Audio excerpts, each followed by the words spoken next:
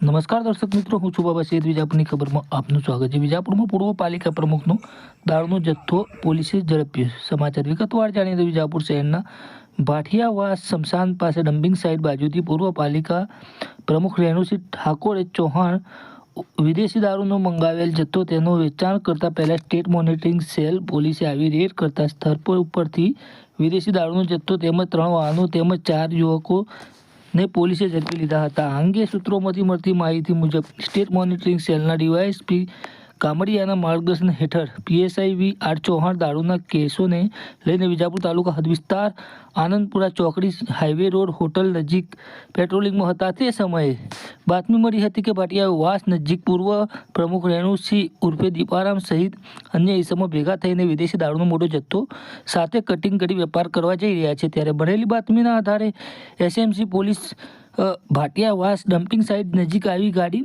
Park કરી watch ગોઠવી cutting કરવા જતાં પહેલાં એસએમસીની ટીમે સ્થળ પરથી કલ્પેશસિંહ, મંગળસિંહ ઠાકોર, અનિલસિંહ, દિનેશસિંહ ચૌહાણ, શૈલેષસિંહ કાનસિંહ રાઠોડ, અનિલ બાબુભાઈ આસોડા સાથે 4 જણાને ઝડપી લીધા હતા. પોલીસે વિદેશી દારૂની બોટલો 954 કિંમત ₹2,21,532 મળી કુલ ₹8,78,042 મુદ્દામાલ જપ્ત કર્યો હતો. ગુનામાં સ્થળ ઉપરથી ફરાર થયેલ દારૂનો ધંધો કરનાર મુખ્ય આરોપી રેણુસિંહ દિનેશસિંહ ચૌહાણ ઠાકોર તેમજ પાયલોટિંગ કરનાર રાકેશસિંહ દિલીપસિંહ પરમાર તેમજ કારનો ડ્રાઈવર તેમજ દારૂ મોકલનાર તેમજ તપાસ દરમિયાન મળી આવેલ તે સહિત 9 સામે કાયદેસર ગુનો નોંધી વધુ તપાસ હાથ ધરી છે.